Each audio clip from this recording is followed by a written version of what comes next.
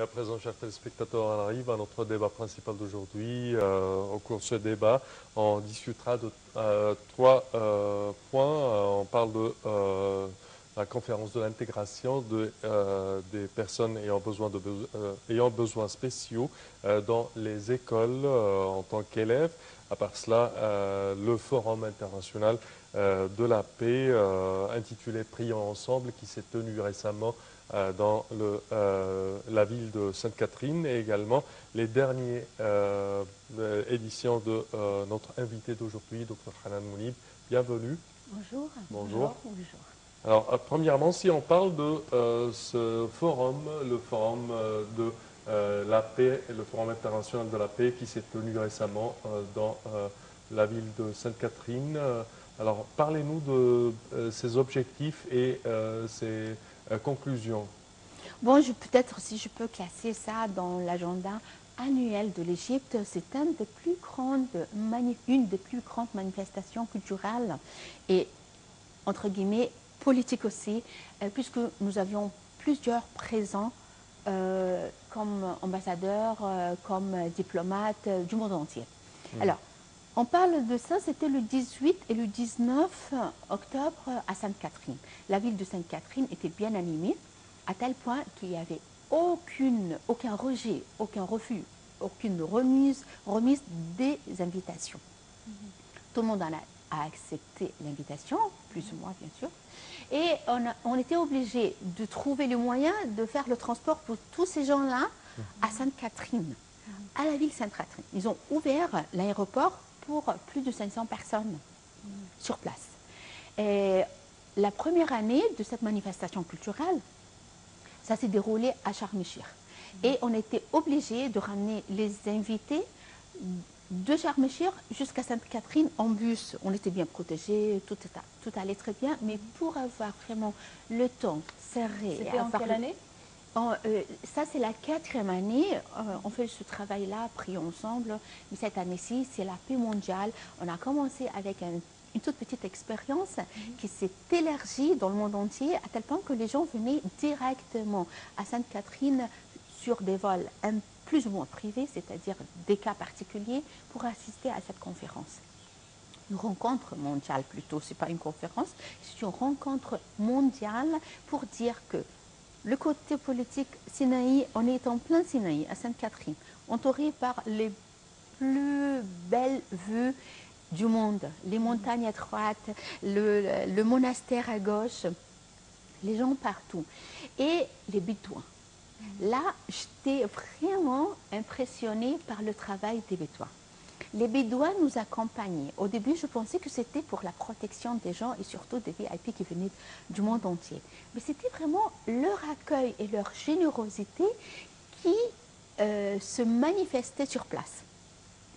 Alors, le travail des Bédouins, c'était accompagné par les plus ou moins protégés moralement. Et tout ce qu'on a fait ensemble, c'était un travail collectif, si vous voulez, un travail où on parlait politique, diplomatie, culturelle, travail sur tous les plans. Alors, ce qu'ils ont fait là-bas, c'était la grande réussite parce qu'il y avait les religions, il y avait le monastère, il y avait des affaires religieuses, il y avait des ministres, il y avait des diplomates, il y avait des ambassadeurs, une trentaine de personnalités représentant les ambassades et les chefs de mission et les missions en général. Européens et arabes, il y avait des ambassadeurs arabes aussi. Alors, les visites, le tourisme et le message, c'était on est en pleine sécurité, on est vraiment sauf et sain, on est dans le coin bien sécurisé.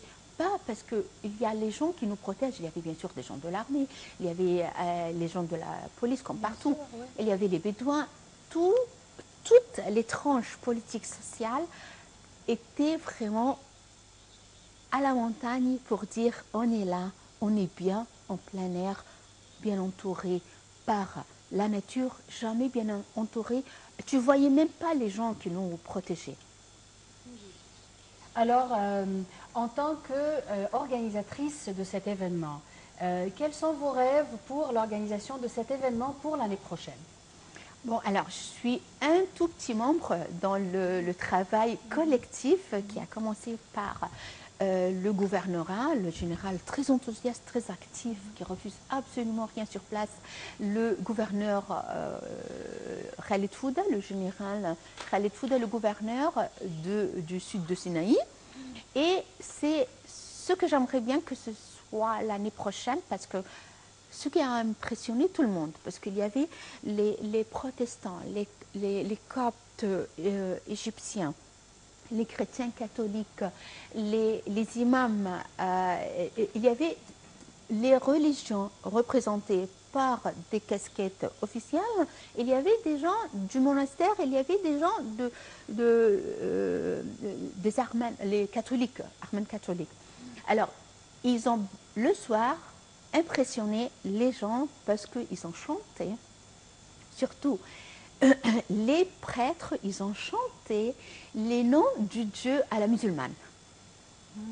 Et moi, je voyais à côté de moi, il y avait les prêtres qui applaudissaient leurs prêtres, leurs chants catholiques et coptes chrétiens sur la scène qui chantaient. Et les musulmans ont chanté à la soufie, à la manière soufie, ils ont chanté Madih al-Rasoul, des louanges concernant le prophète Mohammed. Et les chrétiens ont répondu par le chant Asma Allah al-Husna. Et c'était la première fois que je voyais cette confusion-là, cette intégration Oui, je voudrais complète. bien savoir qui a choisi le nom de ce forum, Ma'an Nusalli ou Prions ensemble. C'était un comité il y a 4 ans. Ça, c'est la 4e fois. Alors, la première fois, c'était un comité où il y avait plusieurs artistes, plusieurs personnes du ministère de la Culture, du ministère du Tourisme. Il y avait les acteurs, les maestros, tout le monde. On était dans des réunions parce que c'était la première fois. On a dit, si ça va réussir et apporter et ramener beaucoup de touristes, beaucoup de gens, parce que quand on a fait tout ce qui est sur les médias, toutes les chaînes étaient là-bas, internationales et dans toutes les langues, et surtout avec les ambassadeurs qui parlaient aussi arabe. L'Hongrois, par exemple, il a enregistré à la chaîne 1 et 2, en langue arabe. J'étais impressionnée quand je présentais les gens. Ils parlaient l'arabe. Il y avait la Belgique, il y avait la Suisse, il y avait l'Union européenne. Il y avait plein de gens. Ça veut dire il n'y a pas de zone rouge. Ils ont classé le Sinaï zone rouge. Voilà. Bon, la réponse était vite faite, efficace, sur place. On n'est pas de zone rouge, puisque les diplomates, les chefs des missions diplomatiques, Ils étaient tous présents. Presque tous présents. Pendant combien de jours? 2 jours. 2 jours, le 18 et le 19. C'était vraiment très beau. C'était un grand succès. Alors, il y a un autre événement aussi qui est aussi important. C'est concernant l'intégration des jeunes ayant des besoins spéciaux dans les établissements scolaires et bien sûr dans la société. Vous avez assisté à ce forum. Oui, bien sûr. Racontez-nous, qu'est-ce que vous avez fait pendant ce forum? Moi, je coordonnais avec le gouvernorat du sud de Sinaï. Et ça, c'est la première fois. C'était une rencontre arabe. La première rencontre arabe pour les personnes, on les appelle même en français special needs. Et on parle des handicapés dans la Constitution. Alors, c'était la première fois, puisque le président a consacré la première année, c'est-à-dire en 2016, c'était la jeunesse, l'an de la jeunesse. En 2017, c'était l'année de la femme. Et cette année-ci, 2018, c'est l'année consacrée complètement aux handicapés. Les femmes ont besoin de plusieurs années. Pas une seule année. Ah oui, mais ça continue. Citer, hein. Ça continue, on n'arrête pas. On n'arrête pas. Alors, c'était dans ce cadre-là pour voir. Là, la loi, l'Égypte a à plusieurs reprises signé des accords, et des protocoles, des décrets, tout ce que vous voulez sur le plan international. Le problème, c'est qu'on ne trouve pas la mise en vigueur et en exécution de ces protocoles de coopération. Alors, si le président a signaler que l'année 2018, c'est pour les handicapés, il faut en profiter. Alors, on a fait les rencontres, les protocoles, et ça a été signé après avoir été endormi dans le tiroir pour 14 ans, la loi. Alors maintenant, c'est dans la Constitution. Ça a été signé le 19 février 2018 pour que la personne handicapée ait ses propres droits. C'est un citoyen égyptien, droit complet, comme tout le monde. Ce n'est pas une tranche sociale, c'est une tranche très efficace, très productive. Il n'est pas là, l'handicapé, que ce soit pour... je ne veux pas parler des obstacles et des handicaps, que ce soit visuel, que ce soit auditif. Non, il y en a plusieurs. Et vous pouvez en profiter. Et eux aussi, ils peuvent donner beaucoup de production sur tous les plans à la société. L'intégration, c'est ça. Les gens voyaient que c'était des personnes différentes. C'est-à-dire, il n'a pas le droit de rester en classe avec les autres. On les appelait une personne anormale, ce qui n'est pas le cas du tout. Alors, ils ont classifié, si vous voulez, ce genre d'handicap en disant, ces petits-là peuvent aller à l'école, ils sont un peu différents, mais on va les intégrer dans les écoles. On va les intégrer dans les classes. Moi, je me souviens bien quand j'étais à l'université, et la première année, j'étais encore répétitrice ou maître de conférence, et on demandait ces gens-là, les pauvres, ils suppliaient qui pourrait nous aider à écrire. Ils mémorisent très bien, c'est pour cela qu'ils sont devenus de très compétents traducteurs, si vous voulez, speakers, représentateurs à la radio. Tous ces gens-là, ils ont des talents, ils sont doués. Alors, il faut profiter de ces talents et en même temps leur donner leurs propres droits. C'est leur droit d'assister à l'école. Ce n'est pas la peine de les cacher à la maison parce que les parents ont honte de leur fils. Ce n'est plus le cas.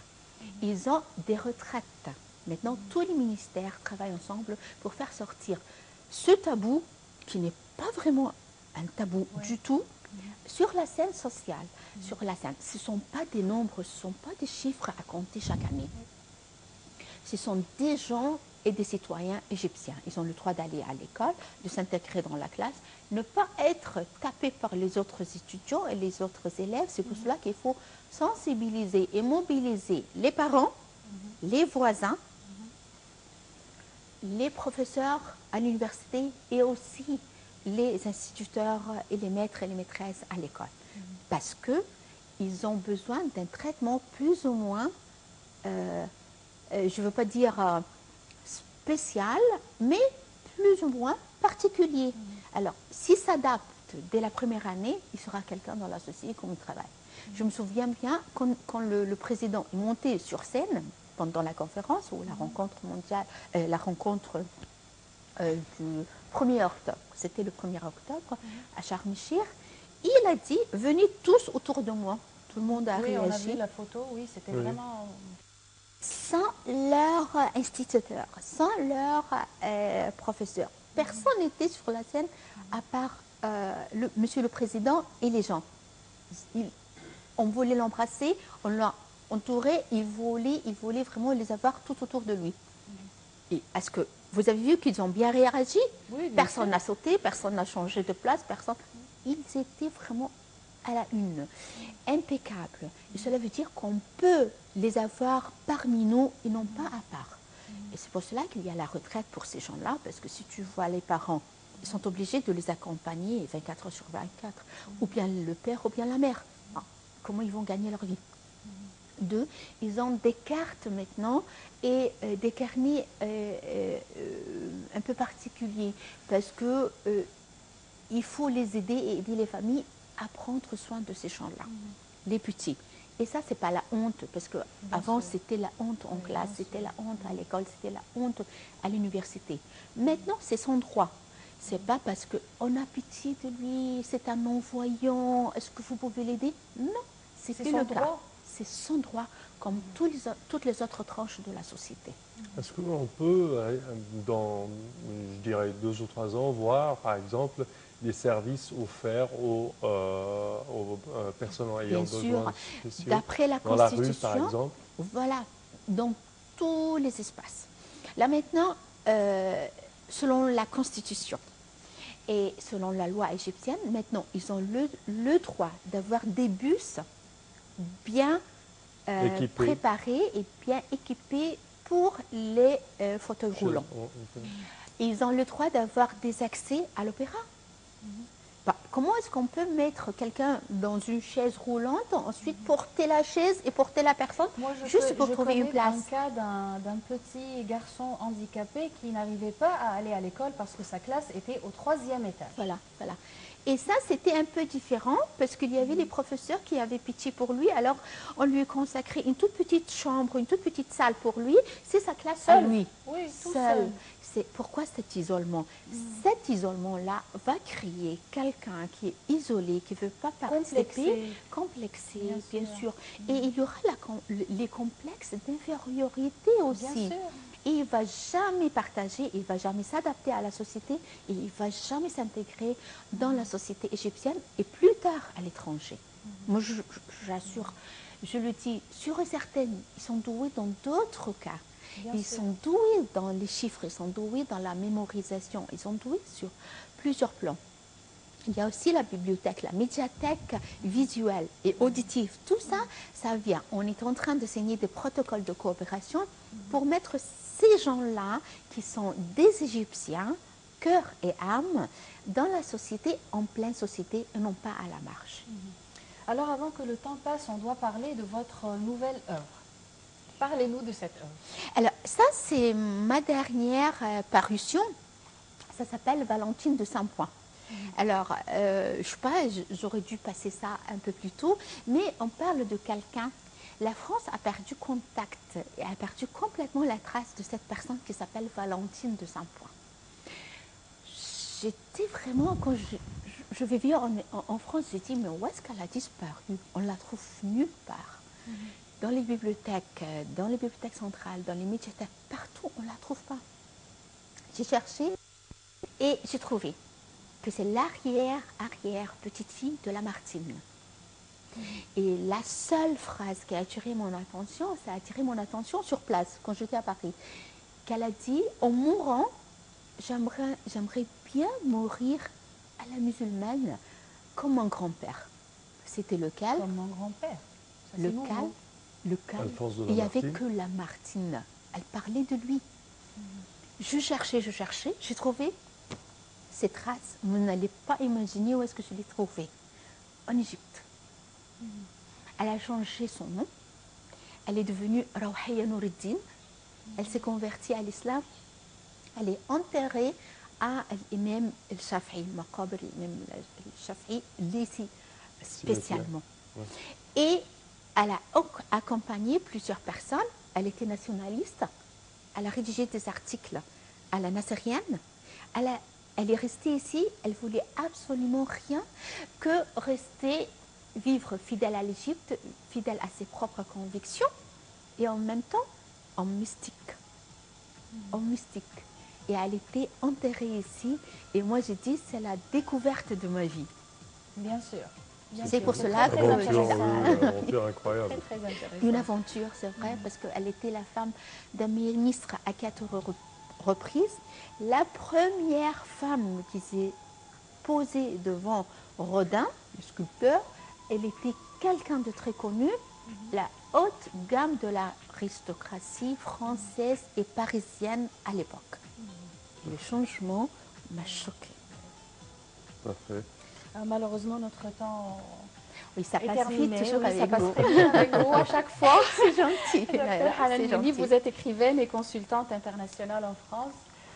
Soyez beaucoup. toujours le bienvenu chez nous. Merci, c'est chez moi toujours. Merci à vous. Merci Selma, merci beaucoup. Chers téléspectateurs, au terme de cette édition, nous tenons à vous remercier d'avoir été des nôtres. Je tiens également à remercier ma collègue Diana. Merci Selma, merci mesdames et messieurs et à la prochaine.